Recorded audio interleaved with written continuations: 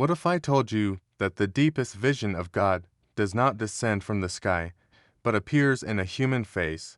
What if the most complete mirror of the divine is not found in books, rituals, or mountains but in woman? When Ibn Arabi said woman is the mirror of God, he was not speaking metaphorically, poetically, or emotionally. He was revealing one of the most dangerous, misunderstood, and revolutionary truths in spiritual philosophy. According to Ibn Arabi, God is known only through manifestation. The divine essence remains forever hidden, but its names and attributes appear in creation. Everything that exists is a mirror. Yet not every mirror reflects completely. Some reflect power, some reflect wisdom, some reflect majesty, but only one form reflects both beauty and majesty together, and that form, Ibn Arabi says, is woman. Man, in his spiritual structure, witnesses God primarily through authority, action, and dominance. Woman, however, manifests receptivity, mercy, creativity, and life-giving presence.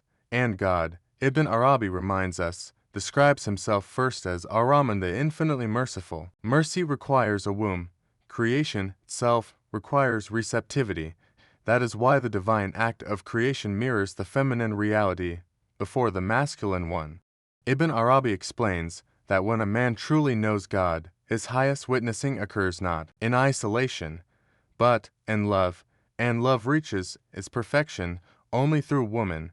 This is why the Prophet Muhammad said that women were made beloved to him not as desire, but as spiritual unveiling. Ibn Arabi emphasizes that this love was not human attachment, it was divine recognition. The Prophet saw in woman the most complete reflection of God's names. Woman reflects beauty Jamal and majesty Jalal simultaneously. She carries tenderness and strength, softness and command, mercy and awe. In her, the paradox of God becomes visible. Ibn Arabi argues that when a man looks at woman with ego, he sees desire. But when he looks with spiritual vision, he sees God revealing himself. The problem is not woman, it is the blindness of the observer. For Ibn Arabi, the highest spiritual station is witnessing God in multiplicity without losing unity. Woman embodies this mystery. She is one being, yet within her emerges another life. She is singular, yet she manifests plurality. This is exactly how God relates to creation, one, yet endlessly manifesting. That is why Ibn Arabi boldly states that the most complete contemplation of God is through woman, not because woman is God but because she is the clearest mirror, and a mirror does not claim divinity, it only reveals what stands before it. This teaching shattered cultural arrogance, religious ego, and false spirituality. It demanded humility. It required recognizing that God chose the feminine form to display his mercy most fully. And this is why Ibn Arabi's words still disturb minds today, because they expose a truth that power-based spirituality cannot tolerate. To honor woman, in Ibn Arabi's vision, is not social courtesy, it is theological accuracy, and to degrade her is not ignorance, it is spiritual blindness, because whoever fails to see God in his most beautiful mirror has not yet learned how to see God at all. Ibn Arabi teaches that God in his essence is forever beyond reach, untouched by form, direction, or limitation. The divine reality cannot be grasped directly, because absolute oneness has no contrast through which it may be known. For this reason, Ibn Arabi explains that God becomes knowable only through manifestation, through the appearance of his names and attributes in creation. Every created thing reflects something of God, yet no created form reflects the divine in totality. Some beings manifest power, others wisdom, others order or intelligence, but the fullness of divine manifestation requires a form capable of holding opposites together without contradiction. Woman, in Ibn Arabi's metaphysical vision, possesses this unique capacity. She embodies receptivity, mercy, beauty, and creative potential, all of which are central to the divine act of existence itself. Creation does not begin with force or command alone, but with acceptance. with the capacity to receive and bring forth. Ibn Arabi links this reality to the divine name Ar-Rahman, the All-Merciful, whose mercy precedes existence and makes it possible. Mercy is not abstract, it is generative, nurturing, and life-giving, and these qualities appear most clearly in the feminine form, according to Ibn Arabi. A mirror must be polished to reflect accurately. Woman, by her very ontological structure, is already prepared for reflection. She does not impose, she reveals. She does not dominate, she manifests. In her presence, divine beauty becomes visible without coercion. This is why Ibn Arabi argues that the feminine reality displays God not only as creator, but as sustainer, protector, and lover. These are not secondary attributes of God, they are foundational to existence itself.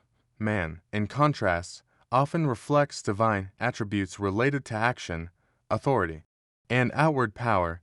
These attributes are real, but incomplete. When isolated, without mercy, power becomes tyranny. Without beauty, majesty becomes fear.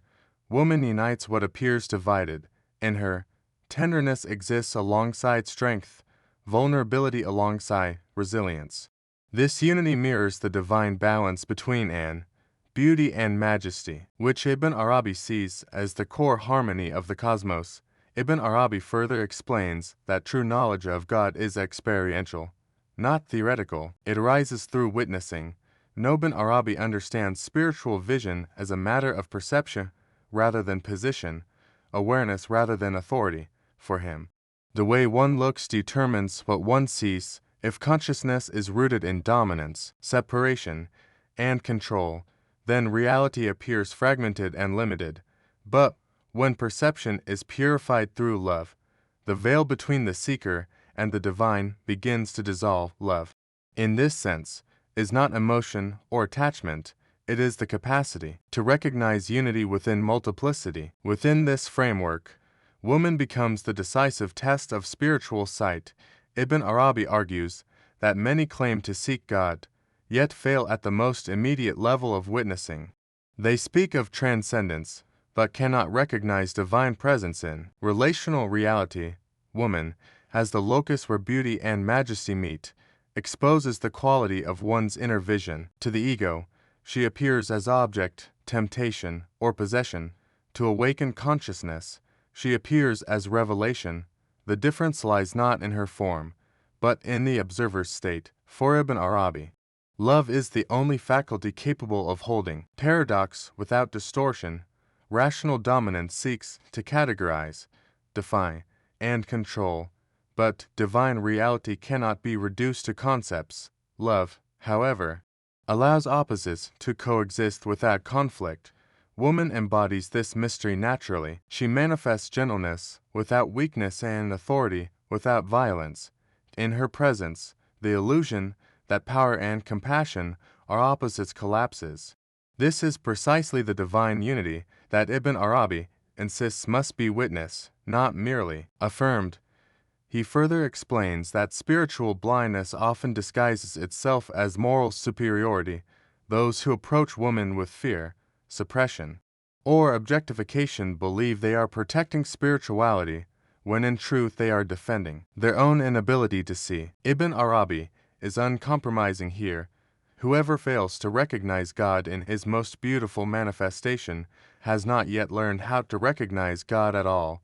The failure is not ethical, but ontological, rooted in a fragmented perception of reality. Love, in Ibn Arabi's metaphysics, is the force through which God knows himself in creation. Creation itself is born from divine love, a desire to be known. Woman reflects this principle directly because she reveals, without conquest. She invites presence rather than obedience. When a man encounters woman through love, not domination, he enters a mode of witnessing that transcends ego and dissolves separation. This is why Ibn Arabi regards love as superior to ascetic withdrawal. Isolation may reduce temptation, but it cannot complete vision. Divine unity is revealed in relationship, not avoidance. Woman, as the mirror where unity appears. In duality, becomes the arena where true spiritual maturity is tested and refined.